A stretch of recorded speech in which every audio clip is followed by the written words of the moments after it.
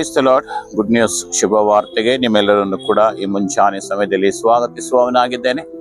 ಈ ದಿನದ ವಾಕ್ಯ ಭಾಗಕ್ಕಾಗಿ 1 ಪೇತ್ರ 1ನೇ ಅಧ್ಯಾಯ 15ನೇ ವಚನವನ್ನ ನಾವು ತೆಗೆದುಕೊಂಡಿದ್ದೆ.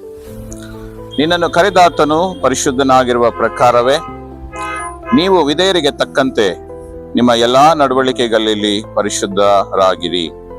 ನಾನು ಪರಿಶುದ್ಧನಾಗಿರುವುದರಿಂದ ನೀವು ಕೂಡ ಪರಿಶುದ್ಧರಾಗಿರಬೇಕು ಎಂದು ಬರೆದಿದೆಯಲ್ಲ ಎಂಬುದಾಗಿ.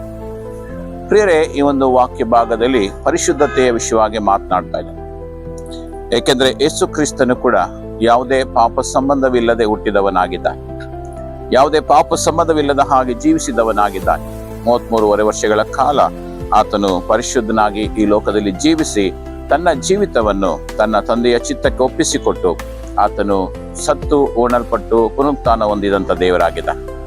ಈ ಮುಂಜಾನೆ ಕೂಡ ಆತನು ಈ ವಾಕ್ಯದ ಮೂಲಕವಾಗಿ ಹೇಳುವುದೇನೆಂದರೆ, ನಿನ್ನನ್ನು ಕರೆದ ಆತನು ಪರಿಶುದ್ಧನಾಗಿರೋ ಪ್ರಕಾರ.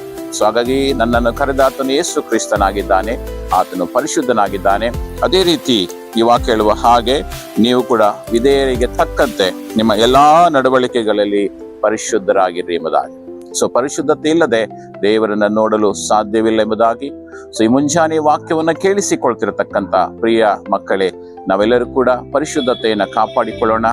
ಆತನು ಪರಿಶುದ್ಧನಾಗಿರುವ ಪ್ರಕಾರವೇ ನಾವು ಕೂಡ ಪರಿಶುದ್ಧರಾಗಿ ಜೀವಿಸುವಾಗ ಆತನು ಕೂಡ ನಾವು ನೋಡೋದಕ್ಕೆ ಸಾಧ್ಯವಾಗ್ತದೆ, ಆತನ ಆಶೀರ್ವಾದಗಳನ್ನು ಪಡೆದುಕೊಳ್ಳುವುದಕ್ಕೆ ಸಾಧ್ಯವಾಗ್ತದೆ, ಆತನ ಸಾನ್ನಿಧ್ಯದಲ್ಲಿ ಇರುವುದಕ್ಕೆ ಸಾಧ್ಯವಾಗ್ತದೆ.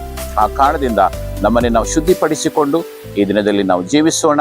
ಒಂದು ವೇಳೆ ನಾವು ದೇವರ ವಿರುದ್ಧವಾಗಿ ಯಾವುದೇ ತಪ್ಪುಗಳನ್ನ ಪಾಪಗಳನ್ನ ಮಾಡಿದಿರುವುದಾದ್ರೆ ದೇವರೇ ನನ್ನನ್ನು ಕ್ಷಮಿಸು ಎಂಬುದಾಗಿ ಕೇಳಿಕೊಂಡು ಆತನಿಂದ ಆಶೀರ್ವಾದಗಳನ್ನ ಹೊಂದಿಕೊಳ್ಳೋಣ.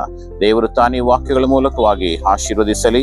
ಪ್ರಾರ್ಥನೆ ಮಾಡಿಕೊಳ್ಳೋಣ. ತಂದೆಯಾದ ದೇವರೇ, ಈ ಮುಂಚಾನೆ ಕರ್ತನೆ ವಾಕ್ಯವನ್ನ ಕೇಳಿಸಿಕೊಳ್ತಿರತಕ್ಕಂಥ ಸ್ವಾಮಿ, ನಮ್ಮೆಲ್ಲರನ್ನು ಕೂಡ ನೀನು ಆಶೀರ್ವದಿಸಿದ್ದಿ.